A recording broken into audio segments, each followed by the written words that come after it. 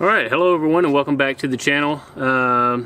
Today I'm under the hood of my Nissan Xterra, and we're going to be not only replacing the old Nissan battery with a new all glass matte battery, but we're also going to be replacing this and this, which corresponds over here to the positive side, which is to the battery terminal, and then also this kind of fuse relay, I guess you could call it. So yeah, it's just been kind of overdue this past year. This thing's continued to leak. It does look clean now. It's because my battery basically completely died on me this past weekend, and somebody suggested Coke to clean it off. So if you don't mind your vehicle getting kind of sticky, Coke does a wonderful job of getting rid of acid. So without further ado, before we lose all of our sun, let's go ahead, jump into this, start taking these off. This is a 10 millimeter, this is a 12 millimeter, and this is a 1/2 inch. So let's get started.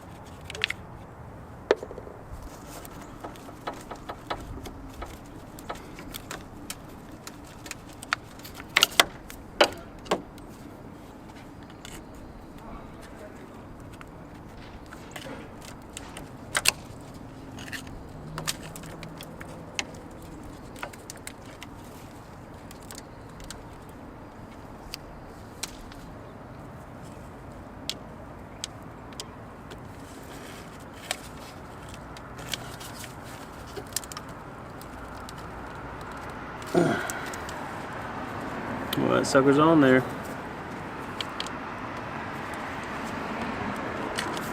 We can use some PB blaster.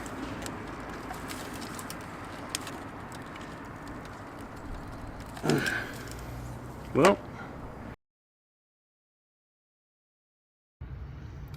alright, once you've reached this part where, as you can see, we already got the battery out, took some finagling to get some of these pieces off. And actually, as I was undoing these bolts, the piece of plastic broke, so I still have to get that bolt off right there for this to then connect back to the new one of these. But so there's two little pieces here that connect in underneath here. I've already got that one out.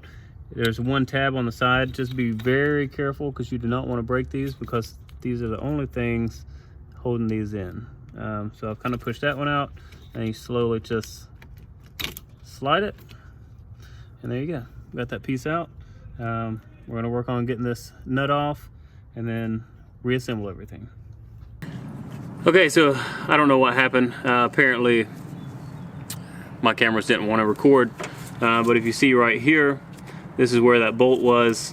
We got the bolt off. We've obviously already put on the new accessories here, and we have the battery already in place. But we went with a Duralast AGM battery. I heard that they're supposed to be better and maintenance free, and shouldn't have the leaking or spills or any of those other issues as some of the prior batteries had.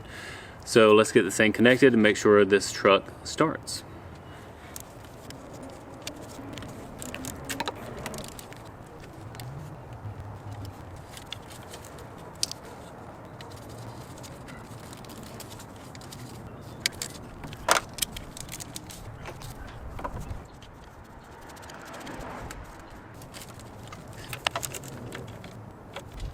Alright, so that's everything hooked up. I have not secured the battery down yet, because I want to make sure 100% that the truck will start.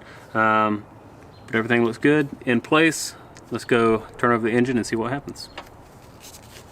Alright, so we try to jump in and get it started. For whatever reason, it is getting power, but it is not turning over at all. And it's a brand new battery, so we're going to run it back up to the auto parts store, see what's up with that, see if it is the battery. If it's not the battery, I don't know. All right, welcome back, everybody. It has been days since the last time I have checked on my Xterra, but since that ending where I said that I was gonna keep you in the loop about what's going on, I took the battery out, went back to the auto parts store, got them to check it to make sure the battery was good. The battery was good, and we double checked it is the correct battery for the Xterra. And then also all the instruments, everything within the truck is getting power. It's just not starting. So I came back, rechecked all the connections. All the connections at least visually look good. The next day I checked all the fuses and relays. They also look good. So everything I've read online, to me, it is the starter. So I have ordered a starter. I'm underneath the Xterra right now, and we are getting ready to take out this starter and put in a new one. And I hope that does it. So if you've never seen a starter on an Xterra, so that way right there is the front of the Xterra. I'm actually on the passenger side underneath the battery, and the starter, you can see right here, this is not the starter, obviously. This is the oil pan, and then right above the oil pan there is the starter. It's not too complex as far as what it says as far as taking this thing out. I guess we'll kind of see how that goes, but you have two electrical connections up here that have to be undone. You have this shield here that's got two bolts that need to be undone, and then once you get that shield off, there's some bolts back there into the actual frame, and you unbolt those and it should slide out, and then everything's just reverse process. This is the first time I've ever attempted to take out a starter, so we're gonna get cracking, get on that shield, get the connections undone, and then get those two bolts out and try to get this thing out, put the new one in, and get it started. All right, quick update. It's probably been about 30-35 minutes or something like that. If you want to look up in there, I don't know if you can see that very well. Let me shine some light here. So that's where the starter used to be, right in there. And that is it right now. So we got it out, and we're gonna go inside, get the new one, install it, and hook everything back up and turn that ignition switch. All right, and just in case you were wondering what replacement part I'm going with, I chose Bosch starter. I've used Bosch for other things, other replacement items. Always just been really impressed with their quality and their durability. So that's why I went with this. It costs around $200 shipped from Rock Auto, and we'll see how it does.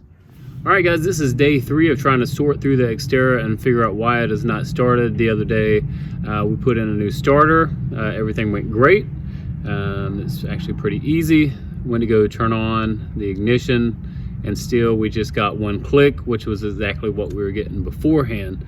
Now, I had checked some of the fuses and some of the relays. However, unless a relay, from what I can understand, is basically melted, there's no way of just looking at it visually to see that the relay is bad.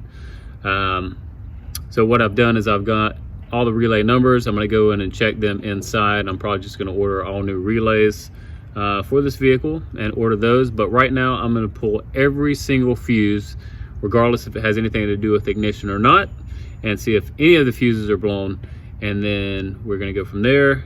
And then I don't know, hopefully we'll get this thing working. Last thing I want to do is take it to a Nissan dealership, especially if it's something small. But I feel like there's some connectivity issue from the battery to the starter and ignition, where something's just not vibing and allowing it to crank and turn over. So let's go ahead and jump in, start checking those fuses. Also, as you can see by my festive hat, it is Christmas Eve. Tomorrow is Christmas. So very Merry Christmas and Happy Holidays to each and every one of you. I want nothing more for Christmas than for my Xterra to run. But we'll see.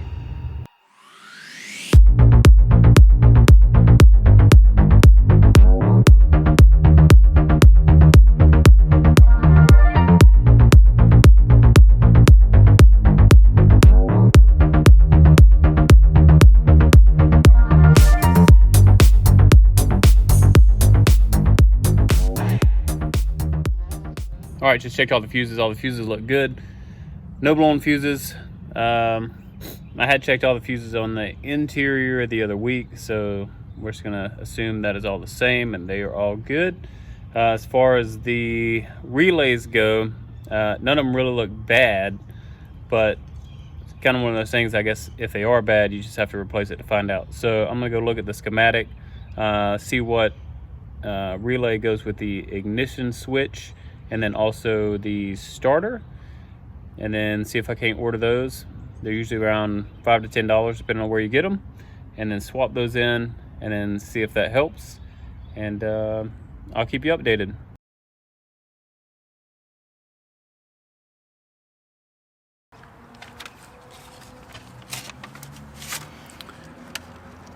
All right, welcome back everybody. This has been about 30 days since this whole thing had started, and I apologize for not having a lot of video on it. Needless to say, I'm not a mechanic, so a lot of this was the first time for me, so I had to do a lot of research, took a lot of time, and then a lot of frustration too. So I just didn't get the camera out as much as I would have liked. And I have a list here. I will say that this story does conclude with a happy ending, but let's just do a little recap, and then I'll run you through all the things that I did to get this truck running again. So initially I was out, my truck had died. I got a jump, went to the place that I needed to be, and then once I tried to start the truck again, it was dead. Got it jumped again, brought it back to my house, and there it sat. I had planned on changing the terminals and then also the battery, so that was a good time to do it. So I did so. So I changed the fusible link, the positive connector to the battery, and I put in a new all glass matte battery, and then and then at that time everything looked good, the connections looked good. Tried to start the vehicle, would not start, got one click. So at that time I took the battery back to the place where I had got it, got them to check it. They said that the battery was good, brought it back, checked over all my new connections that I had just put in. They looked fine, reconnected everything, tried it again, one click. Also, when I had done the fusible link, there are 3 connectors that go into that, and I had cleaned those as well. And I thought that I'd clean those pretty thoroughly. We will come back to that at another point in this story. So after this, I was kind of frustrated, didn't know what to do. I figured just taking stuff out and then replacing it would solve it, but obviously it did not. So I did a lot of online investigating, and these are some of the results that I came up with. Possible starter was bad. It could be an electrical issue, could be a bad ground, bad relay, blown fuse, or corrosive IPDM. And that is kind of the bigger box here in the Xterra on the passenger side towards the firewall, which holds most of your fuses and relays within the engine. So I bought a new starter. I had installed it, as you would have seen, and then went to go start the vehicle, and one click. So needless to say, I kind of just wrote the starter off, and then thinking, well, it had to be something else because it's a brand new starter. So I bought an OBD2 sensor or scanner, and then I checked for any codes. Even though there was none on the dashboard, I just wanted to make sure that I wasn't missing something or there wasn't something hidden. So absolutely no codes. And then for Christmas, since I was having this issue around that time, a family member had bought me a voltage meter.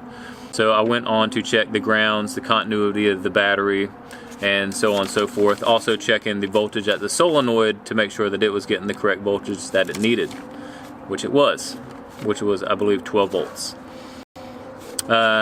Still, everything had checked out.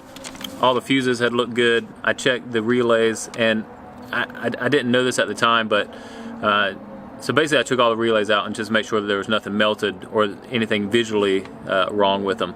However, if you actually put your hands on the relays as someone is cranking the vehicle, you can actually hear and feel a click within that relay. And basically what that is, from my little bit of understanding, basically something comes down to bridge a connection, which then sends voltage or power to where it needs to be with that relay. So I could hear and feel the clicks, so at least from that perspective I felt that the relays were working. So after all that, I started Googling again, and I found a site called Just Answer. And one of the things they have on there are mechanics that you can talk to. So if you don't want to take it to a shop, but you feel like maybe you need a little bit more help in diagnosing or trying to figure out what is wrong with your vehicle, I think they had a $5 for 7 days introductory period where you could basically talk to somebody and try to figure out what's going on. So that's exactly what I did. I paid the $5. I figured, why not? It's not that big of a deal. Better than going to a dealership. So immediately somebody had written me back, and it's pretty cool too. So you can talk to them via chat on the website, your email, or text message. So whenever they send you a message back to whatever question you're asking, you get hit up on all three of those sites. So the connectivity is pretty good. And I think there was an additional fee if you wanted to actually talk to them on the phone, but I figure I'll just text them whatever I'm trying to do, then they can text me back, and so on and so forth, and we can just kind of see how it goes.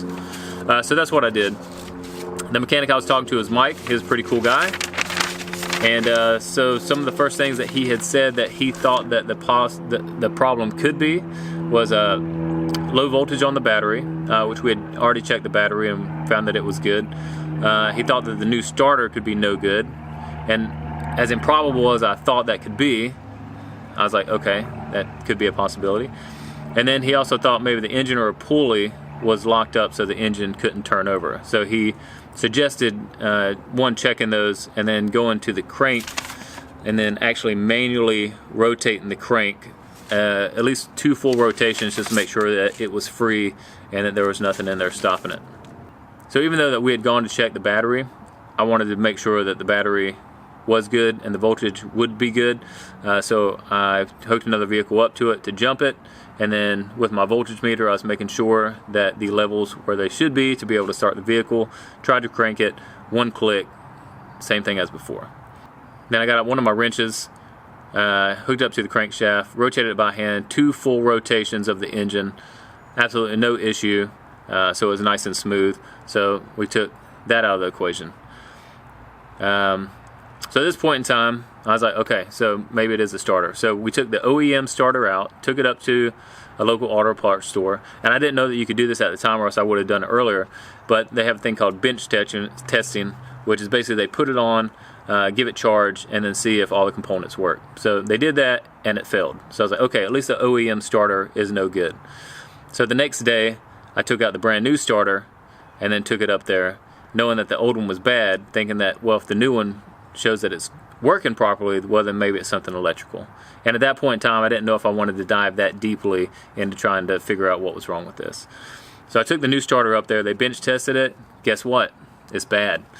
I was kind of surprised, and for all you guys that know what bench testing is, they do say that there is a chance that it's not 100% accurate, but the OEM starter tested bad, the new starter tested bad.